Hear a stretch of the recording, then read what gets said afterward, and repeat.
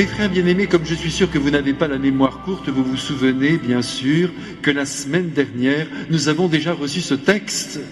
Eh bien, ce soir, le Saint-Esprit nous demande de le réentendre, tout simplement pour nous faire comprendre que l'Évangile est inépuisable et que nous pouvons le lire 1000 fois, 10 000 fois, à chaque fois nous trouverons quelque chose de neuf, parce que cette parole est la nouveauté par excellence de Dieu. Sans cesse, elle vient remettre à flot notre propre âme et la réorienter dans le sens du bien. N'est-ce pas, mes frères, que vous avez tous fait cette expérience ? Recevoir le Saint-Évangile, le réentendre bien que des passages d'Évangile soient connus par cœur et trouver à chaque fois quelque chose de neuf pour venir irriguer votre propre cœur.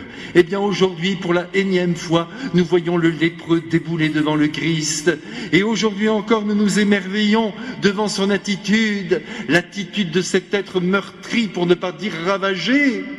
Peut-être n'a-t-il plus de visage, ses membres sont mangés par cette maladie atroce, mais il n'a pas peur de venir près du Christ, le seul qui peut faire quelque chose pour lui. Il le sait, il le croit. Regardez comme il est beau, à genoux, devant le Maître du monde, devant ce Jésus que beaucoup d'ailleurs ne veulent pas écouter. Lui, le pauvre, l'entend. Jésus regarde cet homme est à genoux, je vous le redis, et c'est cet homme d'ailleurs qui nous donne la première leçon ce soir, la première leçon d'humilité, cette vertu dont nous avons tellement besoin, justement parce qu'elle nous manque. Mes frères, nous devons être capables de nous mettre à genoux devant Dieu. Bien sûr, vous vous mettez à genoux devant Dieu, c'est évident puisque vous êtes là ce soir, vous croyez en lui. Quand je dis à genoux, il n'y a pas que le geste qui est en vue, mais c'est une attitude intérieure. Nous savons que nous dépendons de Dieu, que nous recevons tout de lui. Et par conséquent, comme de bons enfants, nous restons sous les bras du Christ, sous les bras de Dieu le Père Tout-Puissant, sous les bras du Saint-Esprit aussi, qui est là pour nous éclairer, pour nous illuminer, pour nous aider à vivre ici-bas dans la lumière de Dieu. Et puis en même temps, quand nous faisons une génuflexion, mes frères, quand nous entrons dans l'église, elle se perd d'ailleurs cette génuflexion. On s'incline à peine, non, n'ayons pas peur de mettre le genou à terre, si notre santé nous le permet, bien sûr. Car il y a toujours des dispenses puisque Dieu est amour. Mais en même temps, si nous le pouvons, nous mettons un genou à terre et nous rendons hommage à celui qui nous a créés. Nous le faisons avec tout notre être, c'est beau, corps et âme. Et nous disons au Christ combien nous l'aimons, combien nous le vénérons et combien nous nous abaissons devant lui. Et puis puisque j'y suis, mettons-nous à genoux devant la personne aussi que nous avons blessée. Exigeons le pardon en mettant un genou à terre, c'est magnifique. Quand un époux est capable de faire ça avec son épouse, ou inversement, pardonne-moi mon chéri, on se met à genoux, mais c'est très grand, l'autre vous relève et l'amour monte au ciel. Et puis mettons-nous aussi à genoux en esprit devant les êtres qui nous font face, car beaucoup d'entre eux, pour ne pas dire tous, ce serait l'idéal de se dire cela, nous sont supérieurs.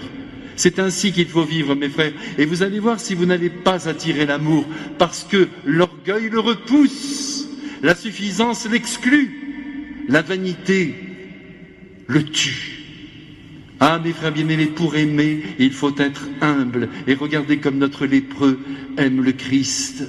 Et il ajoute cette parole merveilleuse que vous connaissez par cœur, si tu le veux, si ça te plaît, si c'est ton désir, Seigneur, guéris-moi, sauve-moi, purifie-moi. Et Jésus est pris de pitié pour lui. Voilà ce que nous dit le Saint-Évangile. Prenez très au sérieux, mes frères, cette attitude interne du Christ. Ne soyons pas des êtres indifférents devant le malheur d'autrui. Malheureusement, comme toute la journée, nous voyons défiler les images, on voit des tueries, on regarde ces cadavres, on voit le sang, on ne s'imagine pas que ce sont des vies qui ont été anéanties. On passe, et on arrive au sport et à la télévision. Mes frères, essayons d'avoir un cœur qui vibre, un cœur qui ressent, un cœur qui compatit. Parce que ainsi était le cœur du Christ. Et même maintenant, j'en suis sûr, dans le ciel où il ne manque aucune gloire, où la joie est parfaite, Jésus pleure encore devant la souffrance du monde, devant la douleur des êtres, et notamment devant la peine qu'ils peuvent ressentir parce qu'ils ont perdu l'être cher. Il n'y a rien de pire que cet état de deuil. Ces gens dont je viens de vous parler, qui ont été photographiés comme des bêtes, ces êtres-là, ils ont des femmes, des enfants, qui en ce moment même, pleurent. Et Jésus pleure avec eux. Mes frères, essayons d'être comme Jésus. D'ailleurs, vous voyez, dès qu'il est ému, il cherche à régler le problème et immédiatement, il guérit ce pauvre lépreux. Il lui donne une peau nouvelle. C'est extraordinaire. Mes frères bien-aimés, vous savez qu'à la suite de ce miracle, notre Seigneur Jésus-Christ, vous l'avez entendu, ne pouvait plus rentrer librement dans les villages.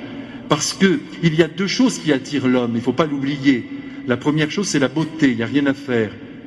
On est attiré par ce qui est beau, par ce qui est lumineux, par ce qui est intense. Et c'est pourquoi il faut toujours que nous demandions au Seigneur de permettre que sur nos visages, malgré notre âge, ça n'a aucune importance, malgré l'harmonie ou la désharmonie de nos traits, tout cela ne compte pas, mais qu'il y ait quand même de la lumière, qu'il y ait du sourire, qu'il y ait de la joie. C'est ce qui attire vers nous et vers Dieu. Et c'est pourquoi nous aimons la compagnie des êtres qui pétillent, des êtres qui sont vaillants, qui sont élancés, qui sont joyeux et qui ont même un zeste d'humour s'il est bien placé. Nous devons donc demander cette grâce au Seigneur d'être des êtres lumineux, pleins de joie. C'est la joie qui crée de la joie. Et quand nous avons nos têtes d'enterrement, croyez-moi, non seulement on éloigne de nous, mais on éloigne de la source de l'amour qui est Jésus, qui était attirant au possible. Et puis la deuxième chose qui attire les hommes, évidemment, c'est le miracle. Et c'est pourquoi aujourd'hui nous devons demander à la Sainte Vierge d'accorder des grâces à certains d'entre nous pour qu'ils soient capables de guérir les maladies, de libérer aussi les êtres du mal qui les étreint. Nous devons demander que ces charismes soient donnés à certains. Pauvres gens, ceux qui les reçoivent, parce qu'à ce moment-là, ils ne se déferont jamais plus de la foule. Toute leur vie, ils seront sollicités, mais qu'importe si le bien s'opère par eux. Alors mes frères, ce soir, n'est-ce pas, nous continuons, nous, de ressembler à ce pauvre lépreux, nous nous mettons à genoux devant Jésus, et en même temps, nous supplions la Sainte Vierge, puisque toutes les grâces passent par son cœur, nous la supplions d'accorder au monde des grâces de guérison, et en même temps de faire de nous des enfants lumineux.